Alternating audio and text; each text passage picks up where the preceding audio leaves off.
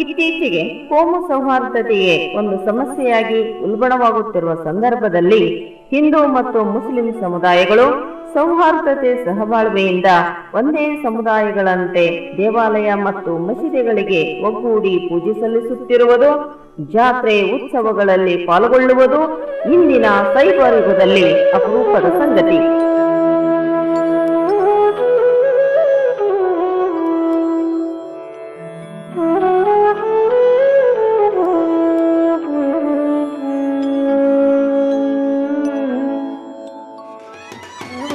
ಭವ್ಯ ಇತಿಹಾಸ ಹೊಂದಿರುವ ನಮ್ಮ ಊರಿನ ಕಲೆ, ಸಾಹಿತ್ಯ, ಸಾಂಸ್ಕೃತಿಕ ಪರಂಪರೆಗಳು ಬದಲಾವಣೆಯ ಗಾಳಿಗೆ ಸಿಕ್ಕಿ ವಿನೂತನ ವಿನ್ಯಾಸಗಳನ್ನು ಪಡೆದುಕೊಂಡಿದ್ದರೂ ಜಾತ್ರೆ ಉತ್ಸವಗಳು ಜನಜಾಗೃತಿಗಳಿಗೇನು ಇಂದು ಕುಂದಿಲ್ಲ. ಈ ಎಲ್ಲಾ ಉತ್ಸವಗಳು ನಮ್ಮ ಕಲಾ ಪ್ರಕಾರ. ಇವು ನಮ್ಮ ಸಂಸ್ಕೃತಿಗಳನ್ನು ಸಂರಕ್ಷಿಸುವುದಲ್ಲದೆ ಮುಂದಿನ ಜನಾಂಗಕ್ಕೆ ಇತಿಹಾಸವನ್ನು ತಿಳಿಸುತ್ತಾ ಭವಿಷ್ಯತ್ತನ್ನು ನೀಡುತ್ತವೆ.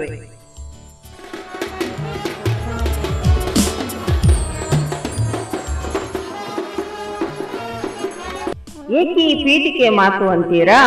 ನಮ್ಮ ಹುನಗುಂದದ ಸಂಗಮೇಶ್ವರ ಜಾತ್ರೆ ಹಾಗೂ ಹಾಕಿಕೊಂಡಿರ್ತಕ್ಕಂತಹ ವಿಧಾಯಕ ಕಾರ್ಯಕ್ರಮ ಇವನ್ನೆಲ್ಲ ನೋಡುತ್ತಾ ಸಾಗೋಣ ಬನ್ನಿ. ಓಂ ನಮೋಸ್ತು ಶರ್ವ ಶಂಭೋ ತ್ರಿನೇತ್ರ ಚಾರುಗಾತ್ರ ತ್ರೈಲೋಕ್ಯನಾಥ ಉಮಾಪತೆ ದಕ್ಷ ಯಜ್ಞ ವಿಧ್ವಂಸ ಕಾರಕ ಕಾಮಾಂಗನಾಶನ ಘೋರ ಪಾಪ ಪ್ರಣಾಶನ ಮಹಾಪುರುಷ ಮಹೋಗ್ರಮೂರ್ತೆ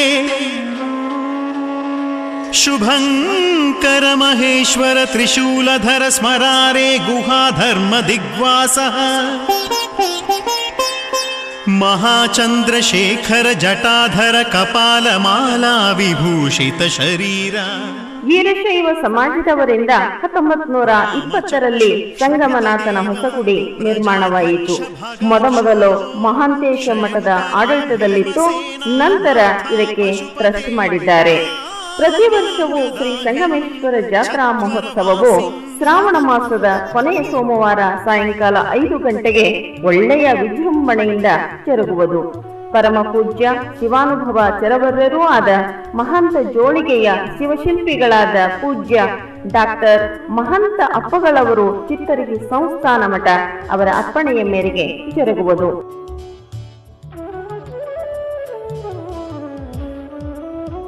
ಜಾತ್ರೆಗಿಂತ 5 ದಿನ ಮೊದಲು ಬಸವಪಟ ಏರಿಸಲಾಗುವುದು.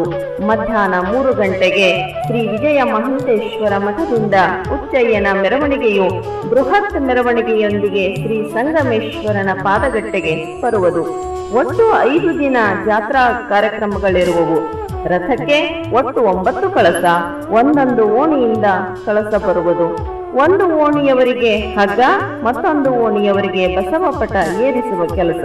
ಹೀಗೆ ಹುನಗುಂದದಲ್ಲಿ 11 ಓಣಿಗಳಿಗೂ ಸಮನಾದ ಜಾತ್ರೆ ಕೆಲಸ ಹಂಚಿಕೆ ಮಾಡಲಾಗಿದೆ.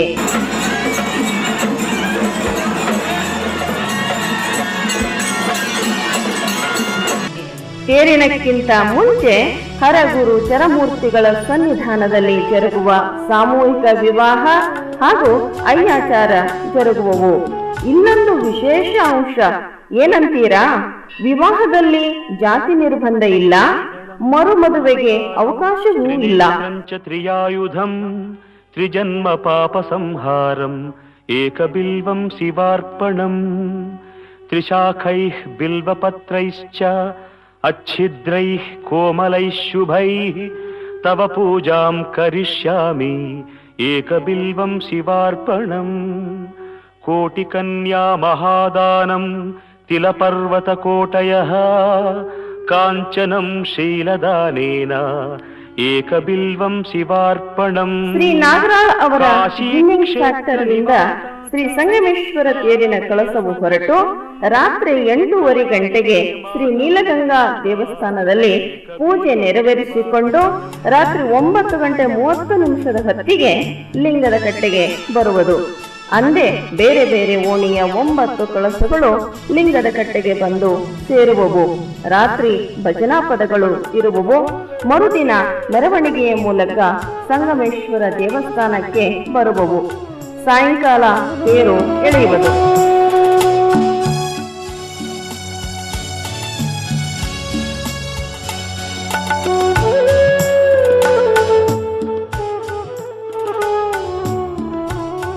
ಸರ್ವಧರ್ಮೀಯರು ಇದರಲ್ಲಿ ಭಾಗವಹಿಸುವರು.